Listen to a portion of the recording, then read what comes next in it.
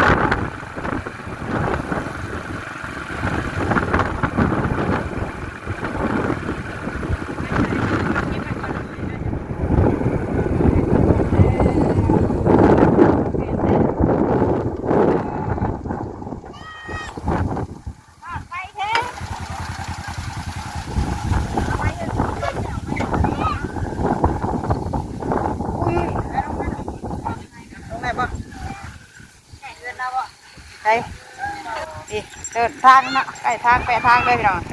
มาพี่นี่ได้ไปมูก่อน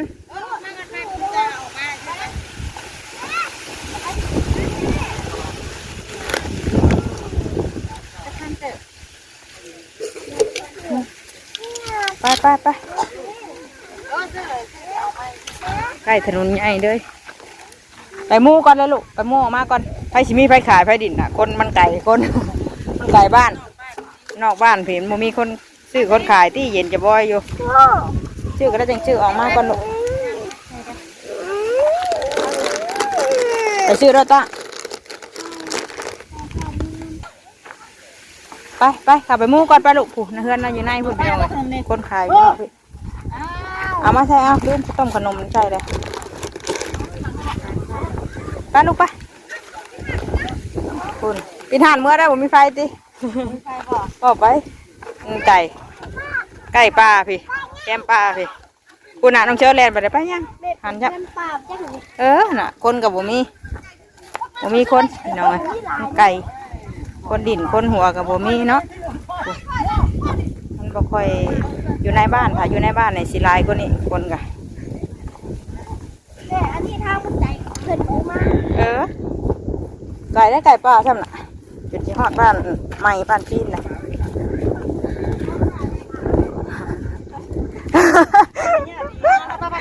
ถอดเกิดว่าโดดอ่ะไปสอดไว้ในหัวถอดไว้ไหนถือขับรถไป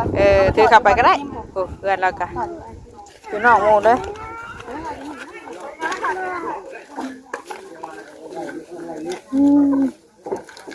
ไปซะโม่บุญก่อนที่เราเห็นเนาะ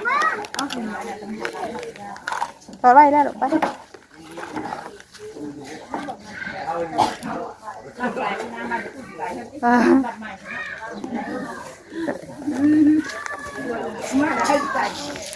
ก็เดี๋ยวถ้าก่อนหลบมูก่อนป้าแพ้นะ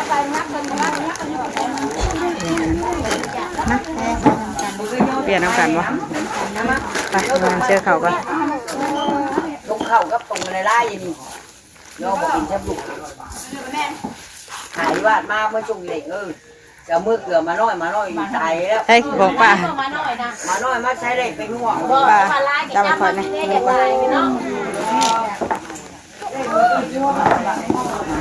ป้าจับคนเอามาหรือเปล่าคือชาเมย์ป่ะไปนั่งเอา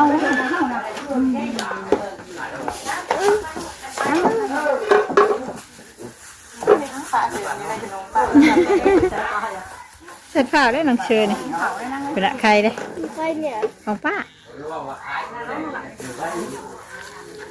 ได้ยังอ่ะได้ขนมได้เนี่ยกินน้ำกันดูปันกินใช้ลำวงนั่นลำวงทำไมมาหรอวะ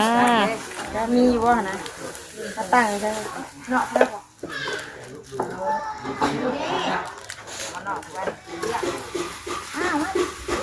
มานั่งนอกพี่ดูนั่งก่อนไปนั่งไปฉันไปให้มาให้กินข้าวก่อนหมอมาพี่ต้มเย็นค่ะแค่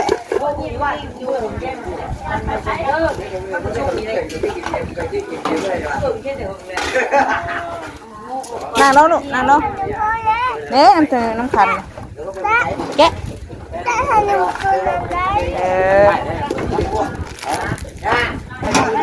อาย่อเข่าเลยระวังไงลูกต้องได้แกงหนึ่งพูนบอกมีราชมึงเนี่ยมึงชกดงก้นนะบ้าเลยมั่มมึงเนี่ยดูกันนะกินข้าวที่ว่าจะมาอยากนี่เนาะคนหากินข้าวเลยนี่มาไก่พอดดิเอากิน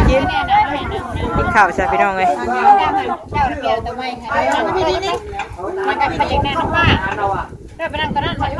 ยามาด้วยแม่เต็งไว้เด่นอ่ะมันโยกลูกหลานเบิ้ลเลยนะมันนี่จื้อ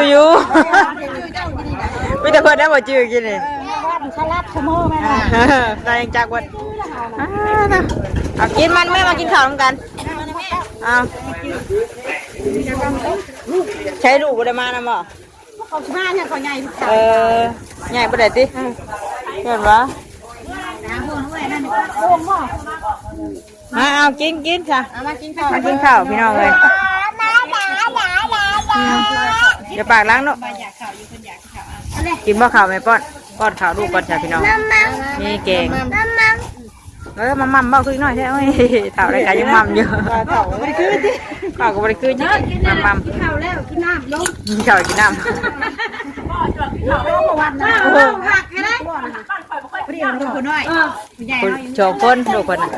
เอากระชองชายเบิดคนนั้นผู้เดียวอ่ะนะ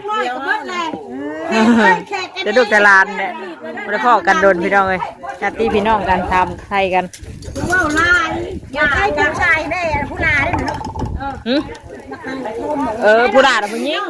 ยุ่งเทพผัวมานั่นน่ะผู้นั้นอยู่เฮือนผู้ด่า พี่น้องเป็นยังไง ผู้ชายน่ะยุ่งเทพเมียแล้ว แล้วชิมเมื่อนะไปชิมเมื่อชมเจ้าน่ะน้ำแล้วอยู่เนาะ กินลูกโจคีไปก่อนเด้อพี่น้องเด้อป้อนข้าวลูกข้าวเต้าก่อนเนาะมีแต่ของหมักน้องเชื่อเพิ่นไม่ได้กินข้าวไว้เช้านี่ไม่ได้กินหม้อไปดองกันลูกมันมีอันนั้น มีดาบดิเช้านี่ก็มีงานดองเด้พี่น้องเอ้ยกับอันงานบุญมื้อนี้เนาะไปฉันเดี๋ยวโจคลิปไปก่อนจักหน่อยเนาะเดี๋ยวมาต่อคลิปให้พี่ให้น้องเบิ่งอีกเทื่อนึงอันนี้ก็มาป้อนข้าวลูกก่อน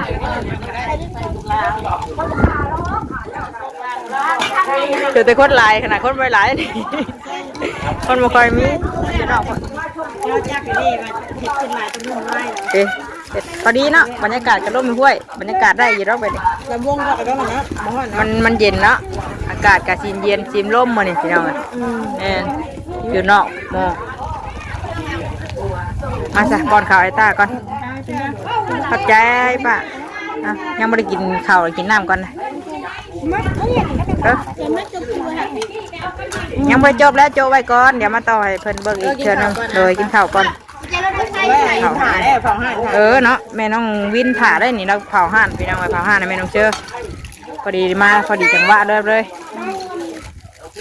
ก่อนข่าวไอ้ตาก็บึ้งเอาลงพี่น้องเลยตัดภาพมาอีกวันนี้มาหอดเพื่อนแล้วบ้านนี่ไปชื่อยังมีคนขายเวทแต่ชื่อลูกชิ้นให้เพิ่นหน่อยนึงเมื่อกี้เนาะแล้วสร้างกินอีกกันนั่งกินข้าวกับมาปะเผาหมูเผามาอยู่เอาเพิ่นย่อข่าวมาโดดไอ้ตาข่าวของน้ำหนอมาหมูมาป้าบ่เลย ย่อข่าวกันกินได้เนี่ยเลยได้ประจ ในขายว่าวิน ำไทยวินแหละย่อข่าวอยู่ย่อละแก เอาลูกชิ้นเนี่ยเอาถ้าตกเนาะ ชื่อเนี่ยความฟัง ได้ทางเนาะเพิ่นไปเอาลูกชิ้นเนี่ยวินวิน ไปหาด้วยนะเพื่อน เช็มากันได้บ้างเนี่ย บอกคืออะไร ดูให้น้องนะ ใช่น่ะไม่เฮียใช่น่ะป้า วินมาเนี่ย โอ้โหอยากดิวินเฮ้ย เอาไว้เป็นสิตื่นเต้นน้ำบ่อลานกันละเอาไว้ ขอบใจกันลูกเนี่ยก็เดิน เอาตามาให้เนี่ยเอา ก่อนยังเพิ่นหยิบตลอดนะบัดนี้ ยิ้มตลอดไปคือเก่งแท้ตีลูกตีเมียเก่งแท้ตีลูกตีเมียนี่ ตีหัวไงนะตีหัวตีเมียเนี่ยบ่ได้ ขเมียตีผัวใครบ่ เฮ้ยเพื่อเล็กอยู่แล้ว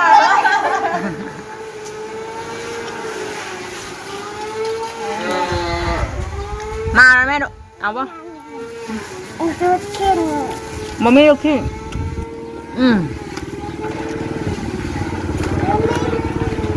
แม่มาป้าพี่นะอยากกินน้ำเปื่อยเลยถูกก่อนอย่าไปจังอย่าไปวินถูกก่อนดิถูกจุ๊บปั๊บ ไอ้ตาสมตะบาน เดี๋ยวจะชมตาบานก่อน ยังเกี้ยวป้าก่อนป้าก่อน ป้าเอาไหมน่าชัดมากินดีกว่าน่าดิเอาหน่อยมาทุบไปนี่ระวังหมาหยาดมือเด้อ ไม่ใช่กินเนี่ยไปชื่อง่ายกว่าวินหรอ ไปชื่อเอาดีกว่าติไปชื่อก็ย้ายแต่ไก่ชอบเพิ่นไปก็ได้เนาะ นอกบ้าน นอกบ้านบ่พี่น้องเลยบุญก็ได้เงินชุดมู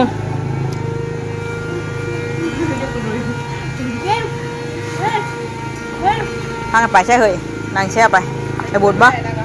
ขึ้นน้ำมาเลยหัวดูไปเอาน้องขึ้นน้ำฉันก็เอาฉันเด็กน้ำไปได้กินใครเนี่ยน้องเนาะ เอาน้องแน่ดุว่าคาคอด้วยวินเนอร์ลมได้หนิฉันหน่อยเมื่ออาบน้ำได้หนิเย็นได้อากาศสีหนาวพี่น้องเอ้ยมื้อนี้กะอากมาแต่มูบุญลืมหอดถอดกุญแจรถออกเบิ้งมาหยาดมือได้วินอย่าให้มาดุมันครบไปขึ้นน้ำไอเตอร์ไอตาผมไปน้ำมือเชื่อไปขึ้นไปดุเจ็บบ่ในดอกผลไม้บ่ได้บ่ได้เท่ให้น้องกันได้ดุเป็ดบ่ให้น้องกินได้เฮ้ยคนเฒ่าอ่ะนี่มันไม่ขึ้นน้ำไม้นะขึ้นเอาน้องขึ้นได้บ่บ่กระดึบระวังตกเด้อระวังลมเด้อลมปองไหนนั่งลงวินนั่งลงลูกพักกันนั่งดินเมื่อบ่สะดุ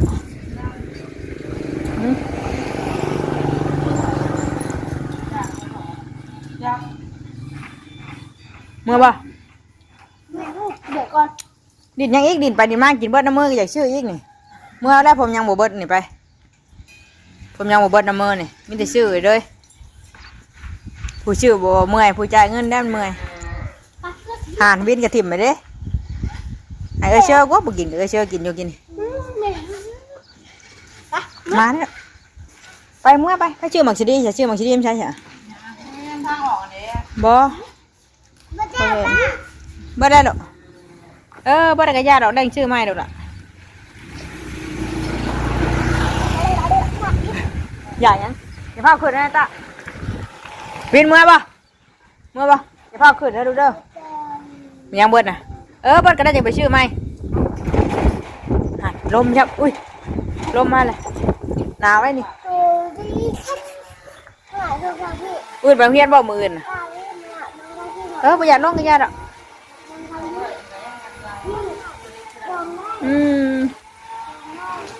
เดี๋ยวลงทางมันโมแมนเหรอปะบายบายอาเตอร์ตาชิเมื่อป้าเลยเด้อห่านไอแท้นี่ใช่ป่ะเป็นไข่นะเศร้าหรือบ่คือได้ยินน้องเชื่อว่าเป็นไข่หมู่บ้านนี่ด้วยลงทางกันไรวะดูนะเก่งแท้นี่ไปเสิร์ฟพี่น้องเลยเนาะคลิปนี้กับแมนเตอร์กับมาแต่มูบุญแล้วเนาะแต่สิจบคลิปไปเพียงแค่นี้ก่อนเด้อพี่น้องเด้อพ่อก็ดีคลิปหน้าฝากพี่ฝากน้องเป็นกำลังใจให้กันคือเก่าเนาะ